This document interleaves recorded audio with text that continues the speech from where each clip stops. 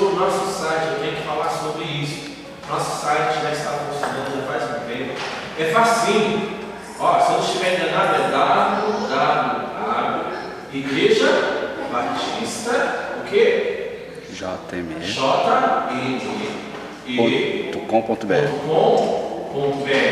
E é facinho. E uma coisa muito interessante.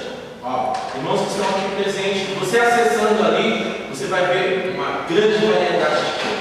Você vai identificar, você vai ver aquilo que a igreja faz, aquilo que a nossa igreja, né, Batista aqui do Jardim Maristela realiza. Meu querido irmão e querido, você que está nos assistindo através, né, desse site, abrir a sua Bíblia no livro de Isaías, Isaías capítulo 6, verso 4 a 6.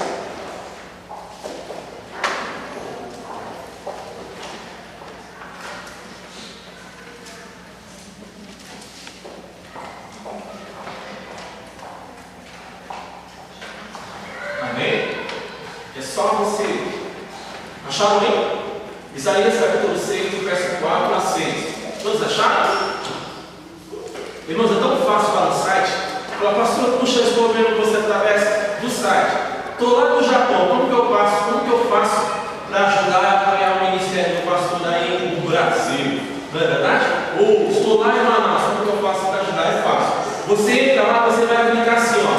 A página que nos dá essa informação está escrito assim: você escolhe.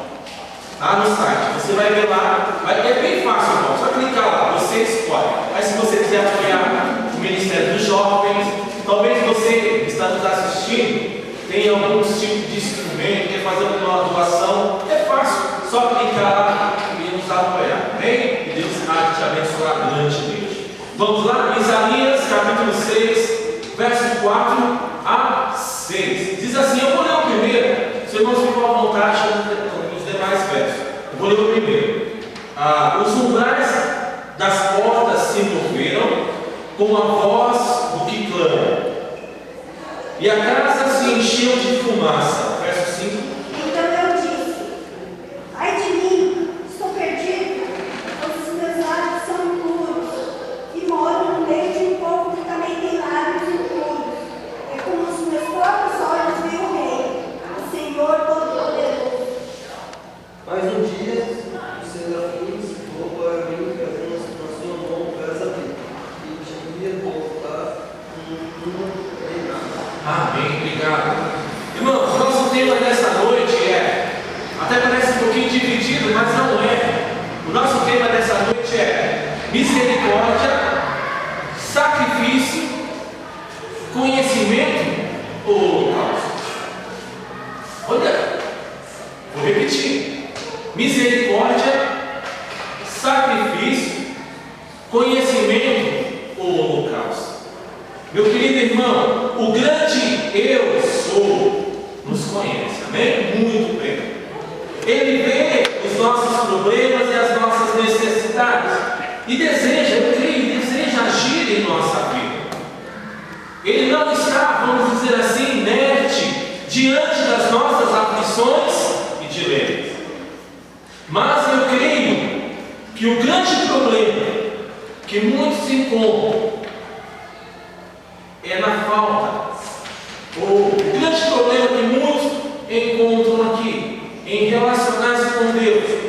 O primeiro problema é na falta de experiência pessoal com Deus. Existe isso, pastor? Existe. Experiência pessoal com Deus. Eu não estou falando experiência em grupo, eu não estou falando você se reunir, não estou falando dessa experiência. Eu estou falando daquela experiência que diz a palavra de Deus. Entra no teu aposento secretamente, ora com o Pai, e o Pai secretamente vai falar contigo. É dessa experiência pessoal.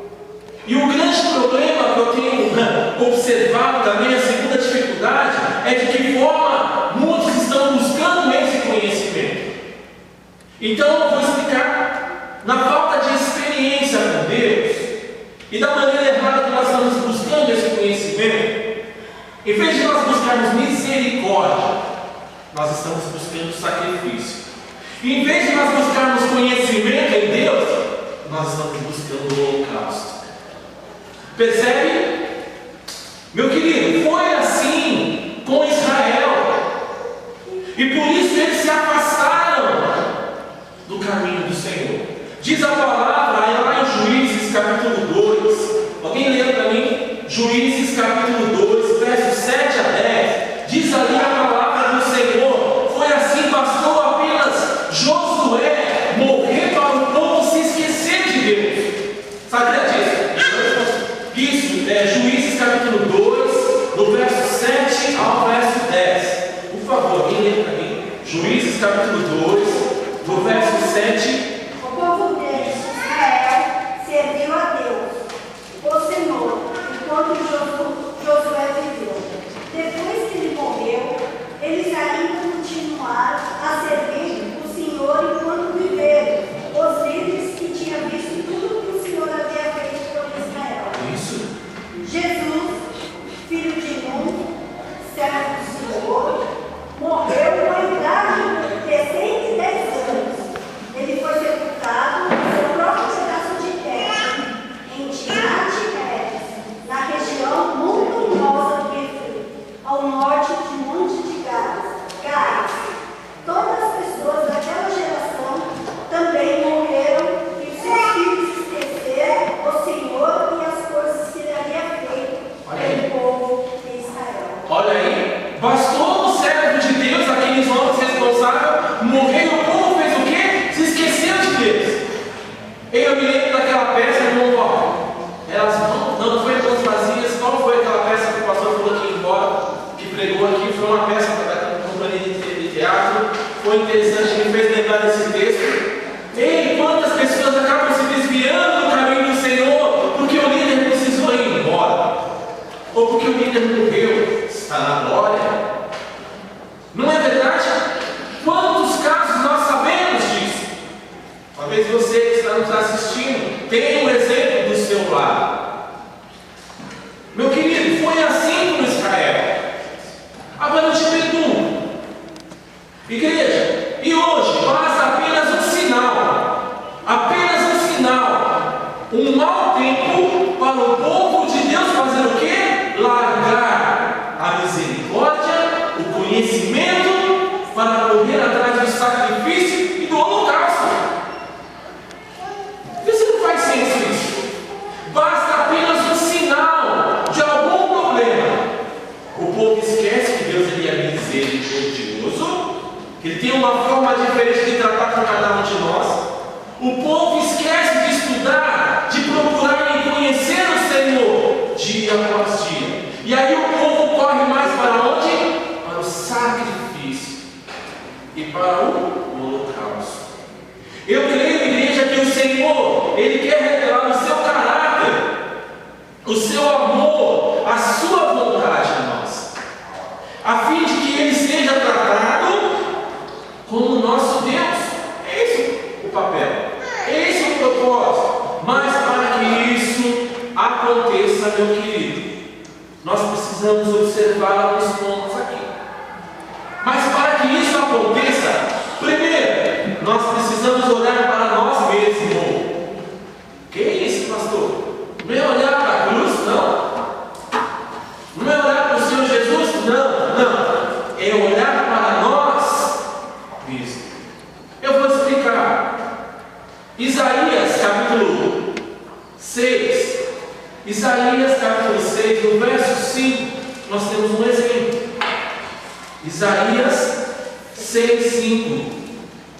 Não é isso? Olha o que diz aqui Isaías 6, 5. Alguém quer ler? Então disse eu: ai de mim, que vou perecendo, porque eu sou um homem de lábios impuros, e hábito no meio, e habido no meio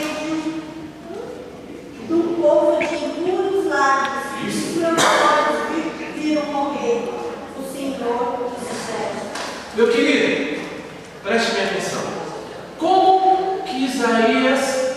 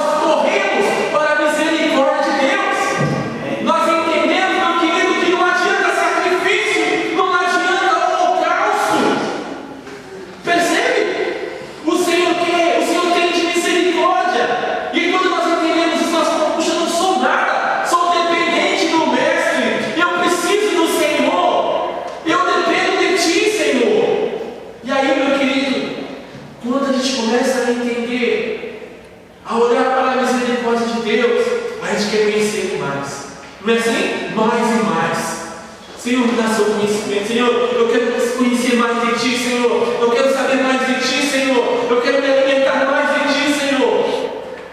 E aí, irmão, nós começamos a deixar o que de lado? Sacrifício. Holocausto. Meu irmão, olha só. Saulo também teve de mudar o rumo quando ele teve um encontro com o Senhor a caminho de Damasco. Sabe disso? Isso aconteceu com Saulo. Em Atos capítulo 9, vamos lá. Atos capítulo 9. Ó, os irmãos têm liberdade para estar fazendo a leitura, tá bom? Atos capítulo 9, do verso 3 ao verso 6. Atos 9, do verso 3 ao verso 6. Mas seguindo ele viagem e aproximando-se de Damasco, subitamente ocorreu um resplendor de luz no céu, e caindo por terra, ouviu uma voz que lhe dizia: Saulo, Saulo, por que me persegues? Ele perguntou: Quem és tu, Senhor? Respondeu o Senhor: Eu sou Jesus, a quem tu persegues. Mas levantaste e entra na cidade, e lá te será dito o que te cumpre fazer. Isso, obrigado, irmão Walter. Olha o que o texto fala, né? Ele pergunta: Senhor, mas quem é, né? Ele fala: Eu sou aquele que tu persegue. E aí, Saulo teve que mudar a sua atitude, não é verdade? Não é isso que diz a palavra de Deus? Saulo também teve de mudar o rumo quando ele teve um encontro com o Senhor a caminho de Damasco. Ei! E você, meu querido irmão em Cristo, que se encontra aqui na igreja hoje, no dia 15 de fevereiro, no pleno carnaval, 15 de fevereiro de 2015. Talvez você que está nos assistindo, você teve um encontro com o Senhor? Quantas vezes o Senhor tem falado no seu coração: Filho, esse caminho que você está andando não é correto. Esse caminho que você está andando não é correto. Você precisa mudar de atitude, mudar o caminho. Mas às vezes as pessoas se esquecem. Não é verdade? Como foi Saulo? Quem é, Senhor? Quem é? Com quem eu estou falando? Eu sou aquele que tu persegue. Isso, aquele que tu persegue. Eu creio também, irmãos, que nós devemos olhar para dentro, para nós mesmos, e fazer a seguinte pergunta também. Primeiro, se eu continuar com esse procedimento, será que o Senhor vai se agradar de mim? Se Saulo tivesse continuado no mesmo caminho que ele estava, meu querido, você crê que o Senhor estaria usando a vida de Saulo se ele não tivesse o quê? Mudado? Meu querido, lá vai eu com a próxima colocação. Deus usa vaso sujo. Não estou fazendo acepção. Deus não faz acepção. Eu vou provar para você. Talvez você adentrou por essa igreja suja, né? As coisas do mundo, não tem problema. Mas Deus quer que você saia daqui limpo. Amém? Com um vaso limpo. E se for da vontade dele, preste minha atenção, meu querido. Ele vai levar você até lá embaixo, na casa do moleiro. Você vai lá embaixo. E depois ele vai fazer você levantar. Se ele tiver que te quebrar, ele vai te quebrar. Mas ele te faz de novo. Ele não usa super bonder, nem tudo é cortes. Amém? Aquilo que o Senhor coloca a mão não fica cicatriz, meu querido. Não tem marca. Glória a Deus, né, irmão? Meu querido, preste bem atenção. Será que se Saulo não tivesse mudado a sua direção, Deus teria usado a vida dele? Eu creio que não. Porque o Senhor tem as coisas perfeitas, meu querido. E Ele nos dá condição para isso. Talvez você possa estar pensando, você que se encontra aqui nessa noite, você que está nos assistindo: Pastor, não tem mais jeito. Eu fiz tanta coisa errada, não tem mais jeito, Moisés. Olha, não tem mais jeito, eu sou um pecador mesmo. Nasci assim, vou morrer assim. Ei, para! Isso é mentira. Isso é Satanás que tem colocado em seu coração. A palavra de Deus nos diz que nós servimos e que existe um Deus do impossível. Ele quer tratar a sua ferida. Ele quer mudar o curso da sua vida, meu querido irmão Cristo. Preste bem atenção, mas nós precisamos olhar para dentro de nós, como fez o profeta Isaías. Ai de mim que vou perecendo. Amém? Eu creio que quando o profeta Isaías disse, ai de mim que vou perecendo, ele estava buscando a misericórdia do Senhor. Ele estava buscando o conhecimento do Senhor, não o sacrifício e nem o holocausto. Você já parou para pensar, meu irmão? O que você tem feito? Isaías capítulo 6, no verso 5, nós sabemos. Nós podemos perceber aqui também, podemos observar que as declarações de Isaías nos levam a entender que esse profeta, além de olhar para dentro de si mesmo, meu querido, preste atenção, tem aquele que olha para dentro de si. Ele olhou e continuou do mesmo jeito, só olhou, né? Olhou lá, viu a panela, como é que tá bom, não dá para fazer mais comida? Não precisa lavar, né? Não precisa lavar a panela, dá para fazer mais uma porção de arroz, mais uma porção de carne, ou mais uma porção de mel de 2. Não é verdade? Ah, precisa lavar, não dá para fazer.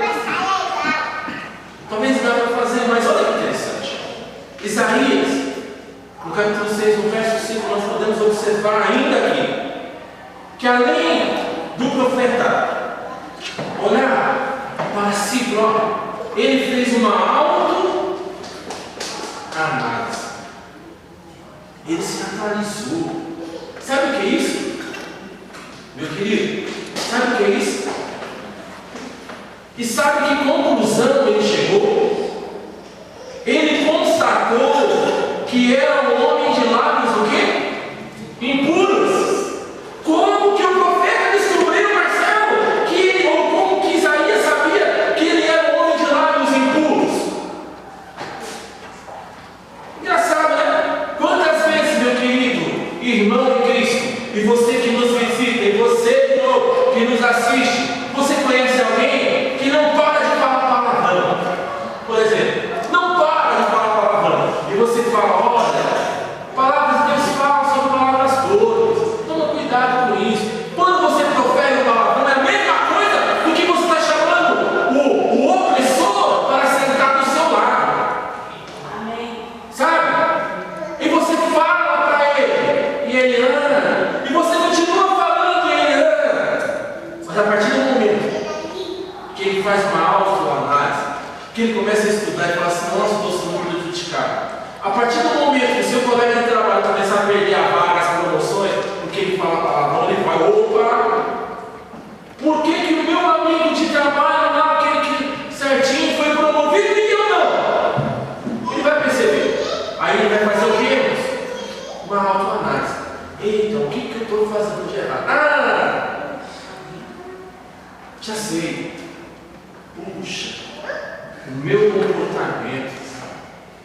Nossa, é verdade, eu preciso tomar cuidado com as coisas que eu falo. Ser controlado. Isaías diz aqui na palavra que ele constatou que era um homem de lábios impuros e que precisava mudar. E que precisava mudar, meu querido. Quantas vezes nós precisamos mudar os nossos hábitos? E a gente ainda continua. Queremos continuar da mesma forma. A gente sofre, não é, irmãos? Sofre. Meu querido, não sou tão velho assim, não sou nenhum Matusalém, mas eu me lembro de algumas caminhadas que eu fazia há uns anos atrás. E hoje eu tenho uma certa dificuldade. Tentei esses dias fazer a mesma caminhada, mas não deu, tive que parar, eu nunca fiz. Fiz, continuei, fui ao meu destino, mas eu tive que parar no meio do percurso. Falei, uau, o que está acontecendo? Só assim você percebe a sua idade. Só assim você percebe a sua condição física. Só assim você percebe a sua condição espiritual. Só assim você percebe como Isaías percebeu que ele tinha que mudar os hábitos, que ele era um homem de lábios impuros e que precisava tomar uma decisão, mudar.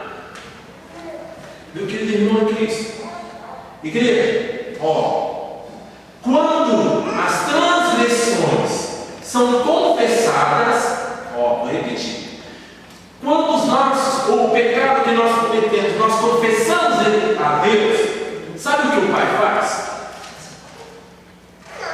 Ele não anota numa agenda. Sabe o que o Pai faz? Você fez algo de errado. Por exemplo, você pegou, fez algo de errado.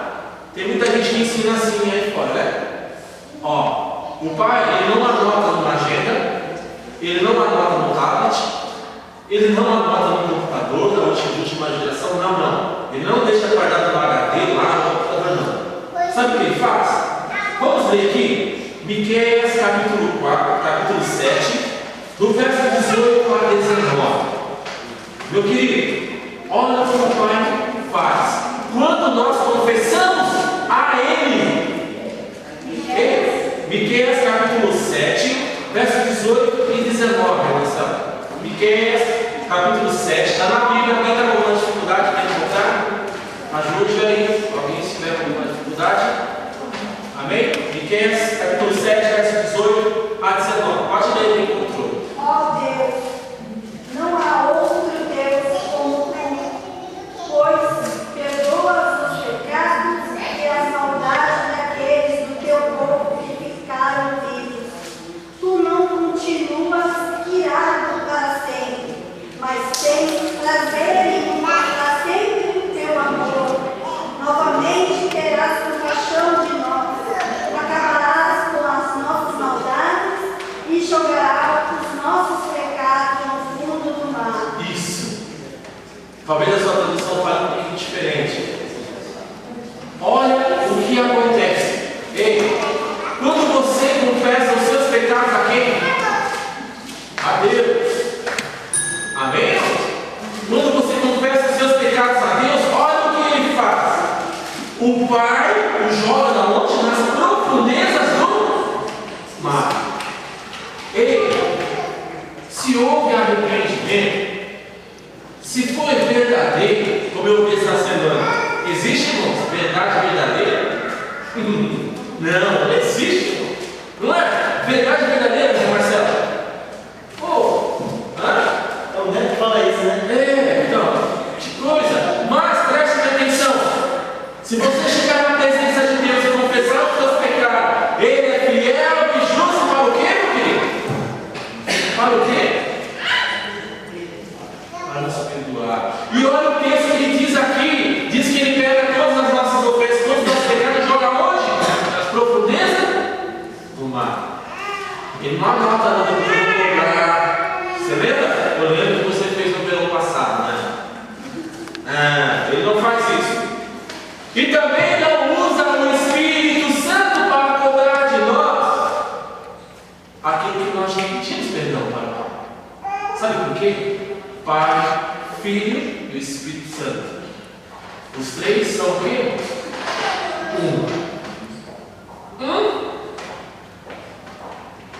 Verdade. Meu querido irmão Cristo, sabe o que isso quer dizer? Ele joga os nossos pecados na profundeza do mar. Isso quer dizer, meu irmão, olha, preste bem atenção. Depois você vai falar assim, o pastor falou isso. Não, eu não falei nada. Talvez você que está assistindo vai falar assim, mas eu tenho uma prova. Ok, então preste atenção. Ó, isso quer dizer que se o Pai, quando eu confesso os meus pecados a Ele, Pai, me perdoa, pequei contra Ti. Você não sabe o que eu estou falando, né? Pai, pequei contra Ti. Não sou digno, nem de estar aqui. Os funcionários do meu Pai têm fartura, têm de comer, e eu estou aqui comendo o quê? Bolotas de ovos. Mas preste bem atenção, meu querido. E aí Deus faz o quê com o filho pródigo? Ele se arrepende. Ele faz o que? Quando ele se arrepende, ele cai em si. Ele entende, eu vou voltar para a casa do meu pai. Lá eu encontro carinho. Lá eu tenho atenção. Lá só existe pessoas que me amam verdadeiramente. E interessante, quando nós falamos da parábola do filho pródigo, nós podemos observar que quando aquele filho chega, vai se aproximando próximo à casa do seu pai. Diz a palavra de Deus que o pai corre em direção ao filho. Sabia disso? Só até aí. O pai corre em direção ao filho. Para quem não sabe, meu querido irmão em Cristo, correr naquela época era um desrespeito, ainda mais por um homem. Sabia disso? E aquele pai quebrou todos os protocolos.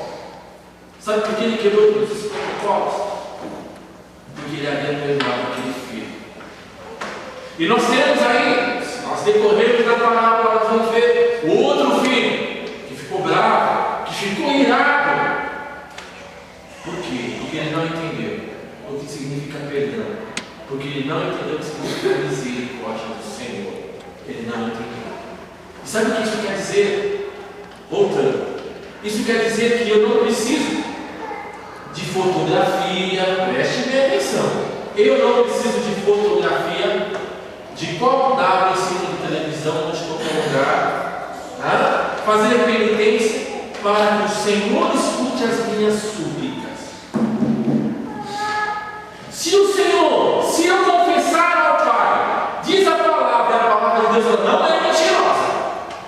Ei, a palavra de Deus não mente, não muda, o Senhor continua, amém, irmão?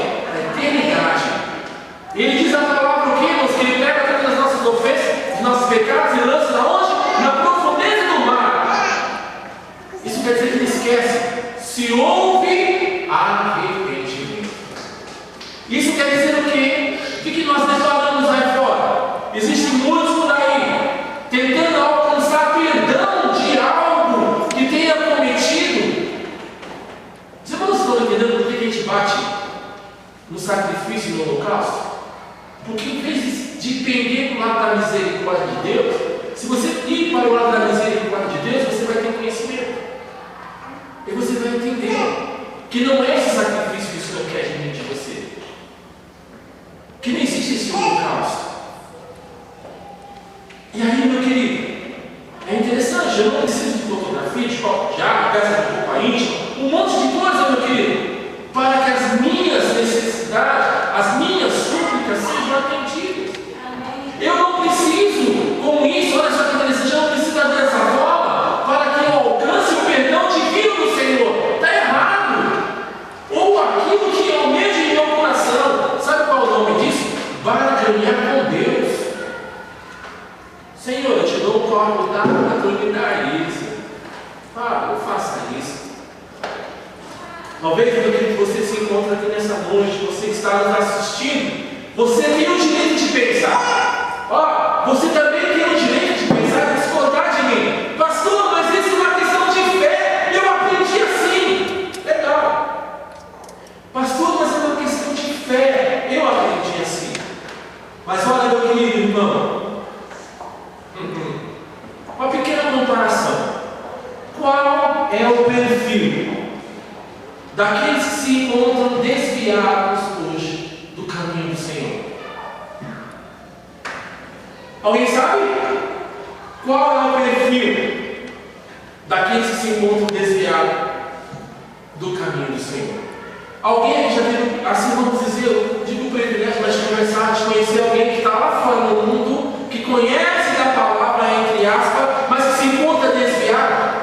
E você chega ali e pergunta: meu querido, por que tu não volta? Por que tu não volta para os caminhos do Senhor? E sabe qual é a explicativa que nós temos? Sabe qual é a desculpa, o argumento que nós ouvimos, o que eu escuto?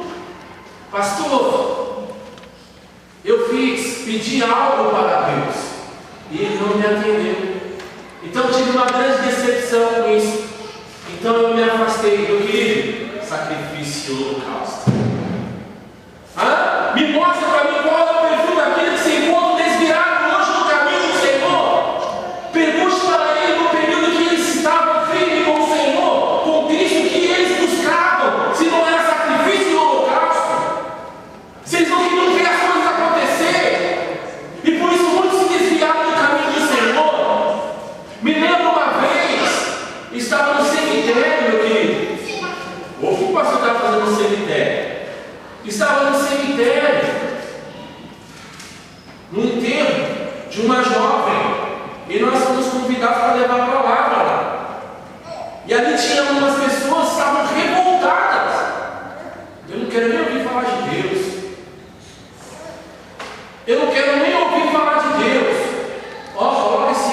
Deus está lá